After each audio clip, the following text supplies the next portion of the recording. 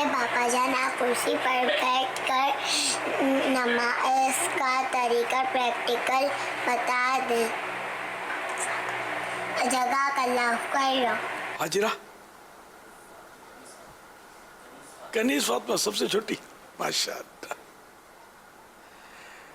کرسی پر نماز، میں تو ابھی صوفے پر بیٹھا ہوں، کرسی پر نماز کا طریقہ پوچھ رہی ہیں. یہ کوشش کرتا ہوں مگر اس پہ تو پورا نظر نہیں آئے گا، الگ سے بیٹھنا پڑے گا کرسی پہ. یہ آڑے ہیں نا.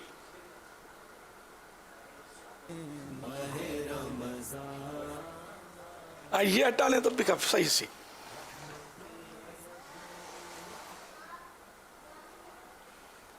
صلی اللہ تعالی علی محمد. دیکھو نیتیں کرنی ہے، جو کرنی ہوتی نیت تو کرسی پر نماز تو بہت سے لوگ پڑھتے ہیں. اول تو کرسی پر نماز پڑھنے نہ پڑھنے کے مسائل ہیں. تو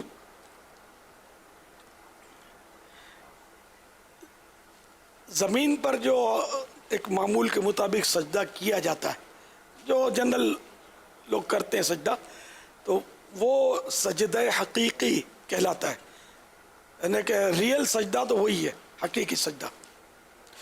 لیکن بعض مجبوریاں ہیں کہ وہ حقیقی سجدے پر جیسے اب وہ اس میں قدرت نہیں ہے اس کی، یہ کر نہیں پا رہا، یا کرتا ہے تو سخت درد ہوتا ہے، کوئی اس طرح کا اس کو عذر ہے، تو اب یہ سجدہ ساقط ہوتا ہے نا، معاف ہو جاتا ہے. تو اب یہ جب سجدہ اس کو معاف ہو گیا حقیقی سجدہ، تو اب اس کا قیام جو ہوتا ہے نا، کھڑا ہو کر یہ قیام، یہ بھی فرض ہے، تو یہ بھی معاف ہو جائے گا. قیام بھی اب ساقط ہوا، معاف ہوا. اب یہ کہ زمین پر بیٹھ کر پڑھے یہ بہتر ہے. اب بعض صورتوں میں کہ زمین پر بھی بیٹھ کر نہیں پڑھ سکتا، تو اب یہ کہ کرسی پر. تو کرسی پر بیٹھ کر پڑھنے کا طریقہ جو ہے نا، تکبیر تحریمہ اور ہاتھ باندھنا تو وہ سیم ہے، کہ اس میں کوئی رکاوٹ جس کو نہیں ہے تو وہ اللہ اکبر یہ ہاتھ باندھ دیا. اب یہ جو بھی پڑھنا ہے سورہ فاتحہ وغیرہ یہ پڑھیں. اب رکوع اور سجدہ اس میں تھوڑا دھیان رکھنے کا. اچھا، رکوع کا تعلق یہ جو اشارے سے نماز کہلاتی ہے. اشارے سے جو نماز پڑھی ہے اس کا تعلق کمر سے نہیں ہے، توجہ رہتی نہیں ہے، کمر جھکی ہوئی ہوتی ہے. تو اصل جو ہے نا سر سے اشارہ کرنا ہے رکوع کا. تو اب جیسے یہ، اور ٹیک بھی اگر ضرورت نہ ہو تو ٹیک نہ لگائے. اس کے لیے اگر کوئی وہ بغیر ٹیک کا سٹول ممکن ہو نا، بڑا بنوا لے. اب جب اپنے آسائش کے لیے طرح طرح کی چیزیں بنوا ہی رہے ہوتے ہیں ہم، تو ایک سٹول بھی بنا لے نماز کا، گدی وغیرہ ڈلوا کر، تاکہ اس کو تکلیف کم سے کم ہو. تو بغیر ٹیک لگائے، کیونکہ ٹیک لگانا بغیر ضرورت یہ نماز مکروہ تنزیہ، ناپسندیدہ ہے. تو اب یہ کہ یہ بیٹھے ہیں اور رکوع اب کرنا ہے. تو رکوع میں یہ سر کا اشارہ کرنا ہے، اللہ اکبر کہہ کر اب میں رکوع کیا ہے. اب وہ سمع اللہ لمن حمدہ، یہ سیدھے ہو گئے. اب دو سجدے کرنے ہیں. سجدے میں شرط ہے کہ رکوع سے کچھ نہ کچھ زیادہ جھکاؤ ہو. اللہ اکبر. آپ نے نوٹ کیا کہ میرا رکوع سے یہ سر زیادہ جھکا ہے. اللہ اکبر، اللہ اکبر. یہ دو سجدے ہو گئے، رکوع ہو گیا. مین یہ تھا. اب وہ دوسری رکعت، پھر تحیات اور سلام پھیرنا، یا 4 رکعتیں. تو مین اس کا مطلب یہ دھیان رکھنا ہے کہ رکوع اور سجدے میں بس فرق ہو جھکنے میں. اگر رکوع جتنا ہی سجدے میں جھکیں گے نا تو نماز نہیں ہوگی،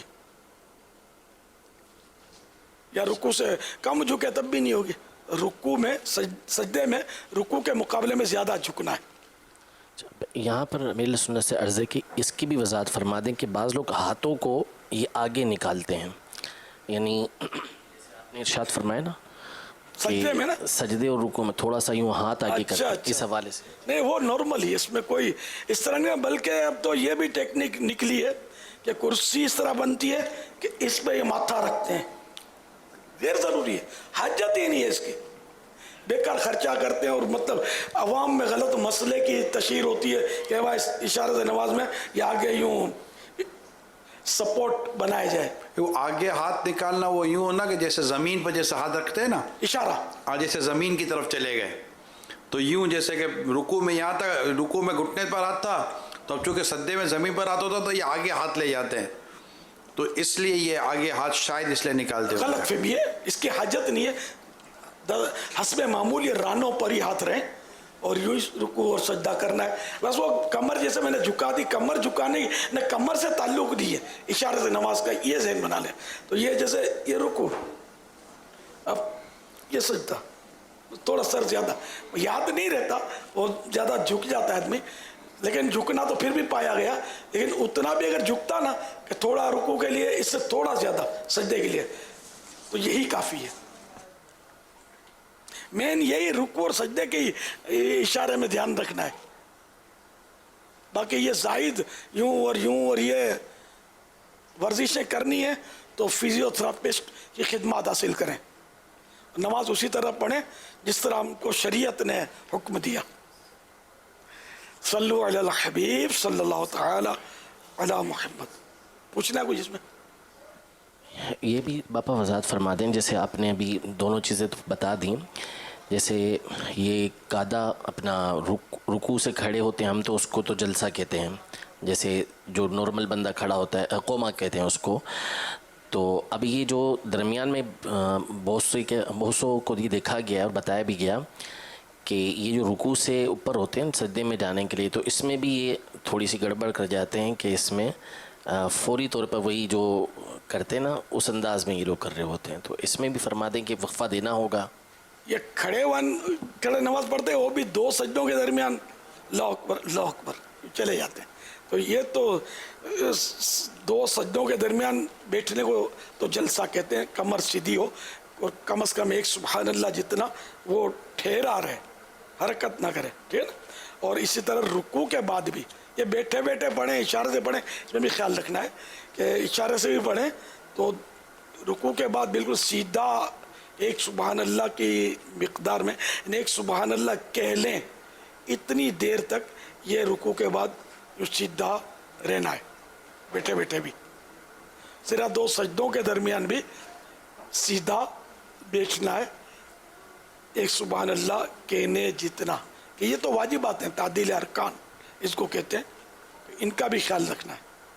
کوئی اچھا عالم ہو، مفتی، وہ زیادہ رہنمائی کر سکتا ہے، اور جو بیٹھے بیٹھے پڑھنے کا جو خود پڑھتا ہوگا اہل علم، تو وہ بہت اچھی رہنمائی کر سکتا ہے، تو کیونکہ اس کو اب علم کے ساتھ ساتھ تجربہ بھی ہے، تجربہ زیادہ مطلب ہے کہ کام دکھاتا ہے، ورنہ وہ مسائل میں بعض اوقات توجہ نہیں رہتی، بھول جاتا ہے، جیسے حج، ہمارے یہاں دارالفتہ اہل سنت کے جو عیسائی بھائی ہوتے ہیں نا، ان کی باری باری حج کی ترکیب ہوتی ہے، مخیر عیسائی بھائی ترکیب بنتی ہے، ان سے حج البدل کی ترکیبیں ہم بناتے ہیں۔ میرا پرانی سوچ ہے کہ ہمارا مفتی جو ہے نا، جب تک حج نہیں کرے گا نا، وہ مسائل بیان نہیں کر سکے گا صحیح معنوں میں، وہ ہے نا کہ خبر مشاہدے کی طرح نہیں ہوتی، ایک اصول فقہ کا،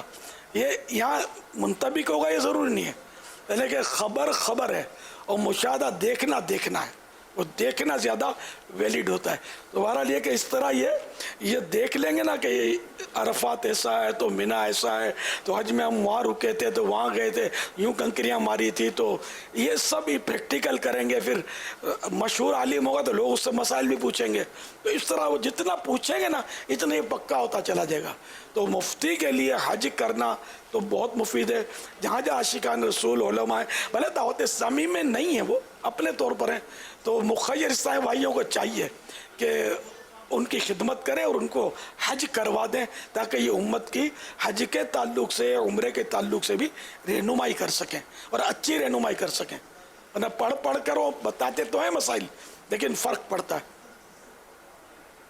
सल्लु अलल हबीब सल्लल्लाहु तआला अला मुहम्मद। सवाल चलाइए। सल्लु अलल हबीब सल्लल्लाहु तआला अला मुहम्मद तूबू इलल्लाह अस्तगफिर। सल्लु अलल हबीब सल्लल्लाहु तआला। इंशाल्लाह कुछ देर के बाद रमज़ानी कसौटी भी होगी इंशाल्लाह। इंशाअल्लाह। जी सवाल चलाइए। यजीदी मदनी फूल अता